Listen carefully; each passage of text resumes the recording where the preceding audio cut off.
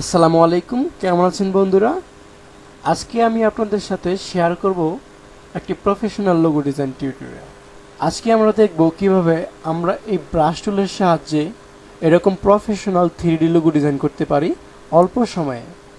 তো আপনি যদি অল্প সময়ে ব্রাশ টুলের সাহায্যে এরকম প্রফেশনাল 3D লোগো ডিজাইন শিখতে চান, তাহলে এই ভিডিওটি আপনার জন্য। আপনি জাস্ট ভিডিওটি না টেনে স্টেপ বাই স্টেপ দেখতে থাকেন, তাহলে আপনি এরকম প্রফেশনাল 3D লোগো ডিজাইন করতে পারবেন অল্প সময়ের মধ্যে।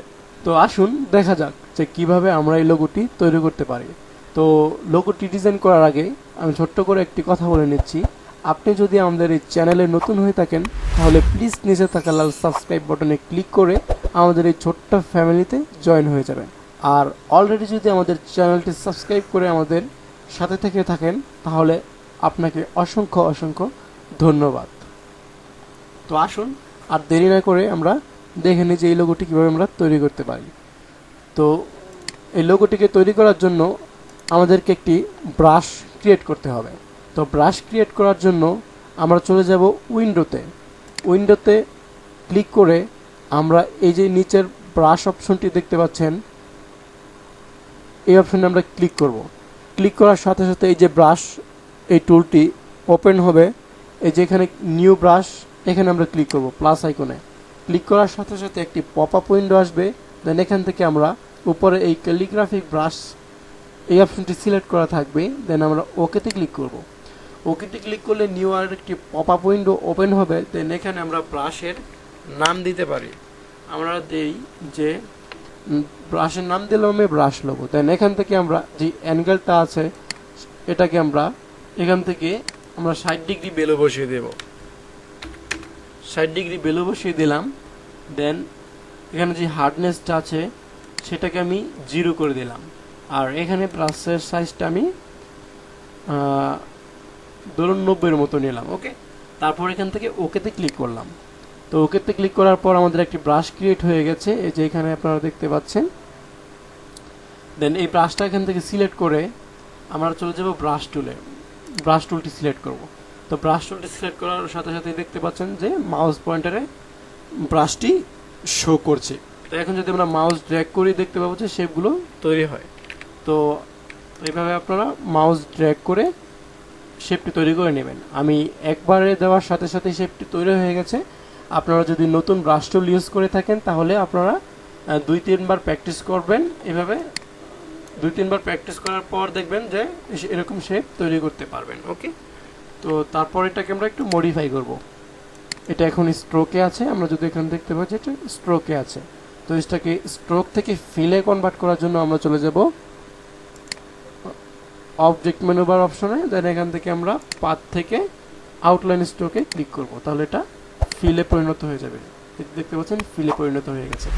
তারপর এটাকে আমরা এটার মধ্যে কিছু ভাঙাচোরা অপশন রয়েছে, সেগুলোকে আমরা অ্যাটাচ করার জন্য আমরা চলে যাব পাথ ফাইন্ডার টুলে। আপনার এখানে যদি পাথ ফাইন্ডার টুলটি না থাকে, তাহলে উইন্ডো থেকে পাথ ফাইন্ডার টুলটি নিয়ে আসতে পারেন। ওকে, দেন এখান থেকে পাথ ফাইন্ডার টুল থেকে আমরা ইউনিটে উপরের যে অপশনটি আছে ইউনিট, এখানে আমরা ক্লিক করব, তাহলে এই শেপটি একটি জয়েন্ট শেপে পরিণত হয়ে যাবে। তো তারপর এটার মধ্যে যেই বাঁকাতেরা অপশনগুলো রয়েছে সেগুলোকে আমরা সোজা করব।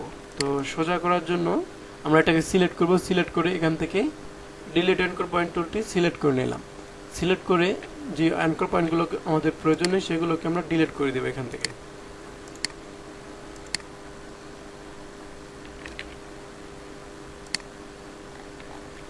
ওকে, পেন টুলটি সিলেক্ট করে এটাকে একটু কাস্টমাইজ করে দেব।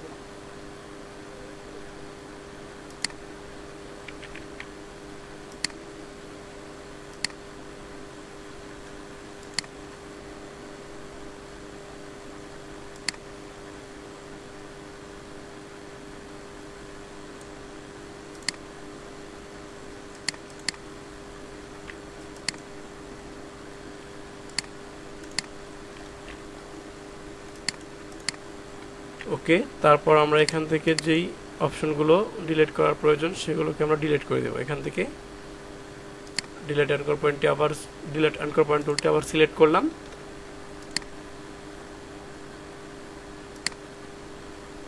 দেন তারপর এটাকে আমরা সিলেক্ট করব, এখান থেকে আমরা এই যে স্মুথ টুলটাকে সিলেক্ট করে নেব।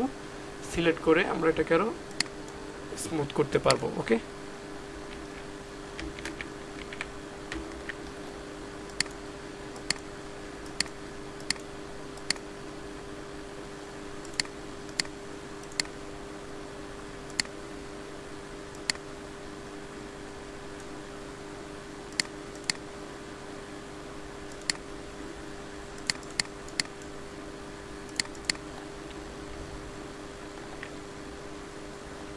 ওকে, এটাকে আমি প্রয়োজন মতো কাস্টমাইজ করে নিলাম। তারপর এই শেপটাকে আমরা কপি করব। কিবোর্ড থেকে অল্টার ক্লিক করে শিফট অল্টার ক্লিক করে আমরা এভাবে একটি কপি করে নিলাম। আবার শিফট অল্টার ক্লিক করে এভাবে আরেকটি কপি করে নিলাম। ওকে, তারপর এই টোটালটাকে আমরা একটু রোটেট করে দেব। তো গাইস দেখতে পাচ্ছেন শেপটি একটি ই অক্ষরের মতন তৈরি হয়ে গেছে। তো এটাকে আমরা এরকম কালার পিক করতে পারি। তো এরকম গ্রেডিয়েন্ট কালার পিক করার জন্য আমরা শেপটিকে সিলেক্ট করে নিব। সিলেক্ট করে আমরা চলে যাব গ্রেডিয়েন্ট টুলে।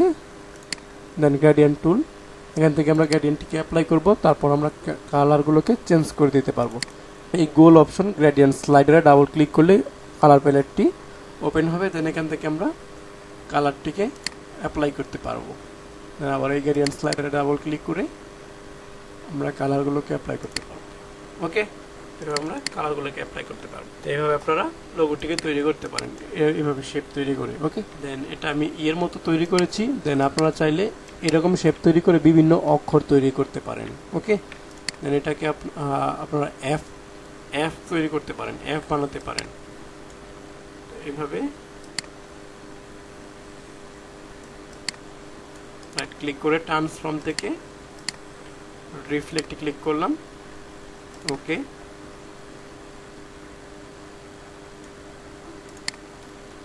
এইভাবে আপনারা এফও তৈরি করতে পারেন। তো বন্ধুরা, আপনারা এইভাবে ব্রাশ টুল দিয়ে এরকম প্রফেশনাল লোগো ডিজাইন তৈরি করতে পারেন। দেন এখানে আপনারা লোগো নেম ইউজ করতে পারেন। ওকে, একটি লোগো নেম টাইপ করে দিচ্ছি, ফ্রেশ। ওকে,